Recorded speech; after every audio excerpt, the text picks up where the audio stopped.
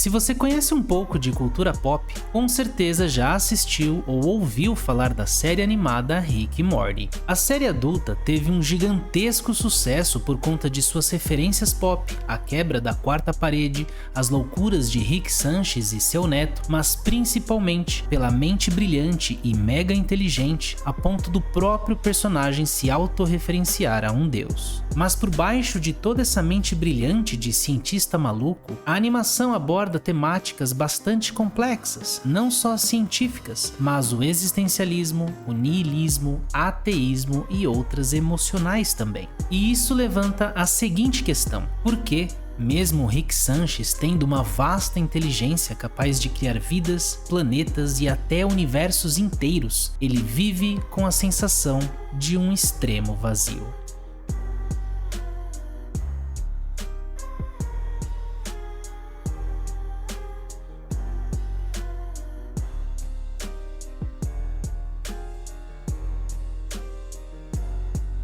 Existe uma tendência popular de que todos esses gênios da arte, da matemática ou ciência são pessoas mais quietas, tristes e muito peculiares.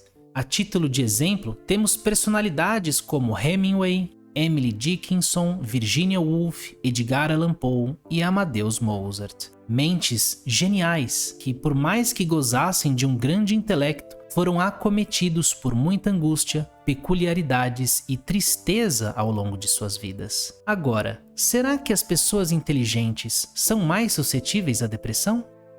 Antes de tudo, para quem não sabe, QI, quociente de inteligência, é uma medida, um número que expressa a capacidade intelectual de um indivíduo com base em critérios de referência e comparações. Para se ter uma ideia, uma pessoa com 100 pontos de QI está na média, enquanto outra com mais de 140 pontos pode ser considerada um gênio. Porém, vale ressaltar que não existe uma inteligência única e universal, ou seja, o teste de QI visa quantificar a sua inteligência lógica e matemática, e não a sua inteligência emocional ou linguística, por exemplo. Um QI alto também não é garantia de sucesso ou certeza de felicidade, e em muitos casos, essas pessoas com QI elevado ficam presas em ciclos de preocupações e sofrimentos que definitivamente consomem todas as suas reservas de otimismo. E inteligência elevada não contribui necessariamente para o desenvolvimento de algum tipo de transtorno mental.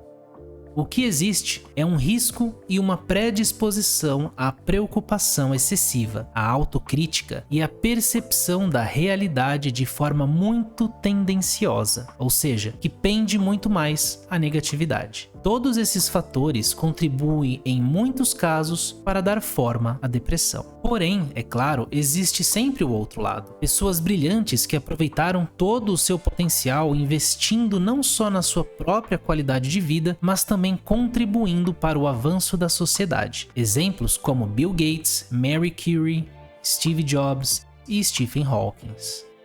Agora, o que podemos dizer sobre a personalidade dessas pessoas mais inteligentes é que no livro O Cérebro Criativo, escrito pela neurologista Nancy Andreasen, aborda como funciona a mente e o cérebro das pessoas mais inteligentes e criativas. Nele, Nancy realiza um estudo detalhado demonstrando que há uma tendência bastante significativa dos gênios da nossa sociedade para desenvolverem diferentes distúrbios, como transtornos bipolares, depressões, crises de ansiedade e, especialmente, transtornos de pânico. Gênios como Isaac Newton, Arthur Schopenhauer ou Charles Darwin sofreram momentos de neurose e psicose.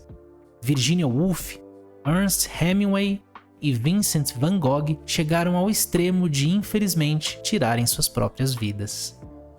Na nossa sociedade, sempre houve gênios silenciosos, incompreendidos e solitários, que habitaram seus próprios universos pessoais desconectados de uma realidade que lhes parecia caótica, sem sentido e completamente decepcionante.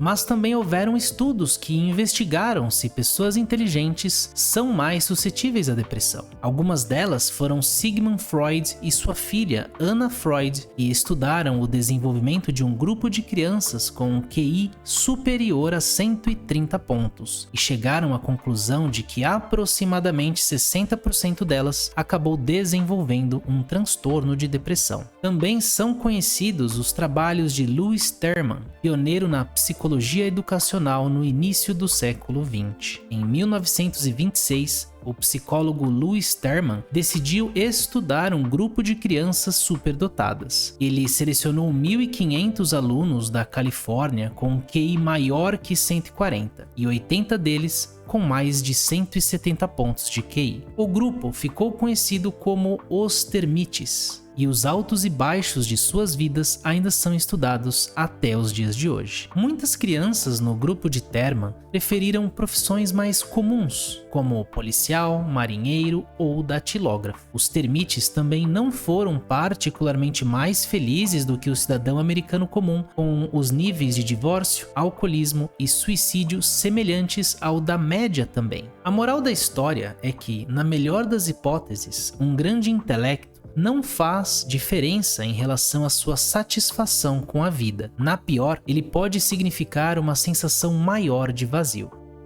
Isso não quer dizer que todo mundo com um QI alto seja um gênio torturado, como a cultura popular nos faz crer, mas ainda é algo bem intrigante.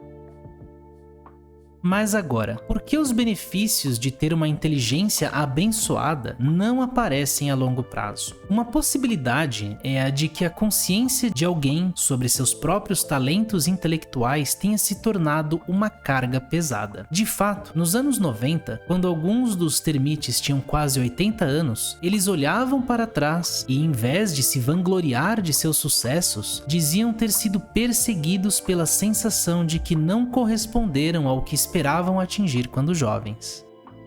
Essa sensação de fardo, principalmente quando combinada com as expectativas dos outros, é uma constante para muitas outras crianças superdotadas.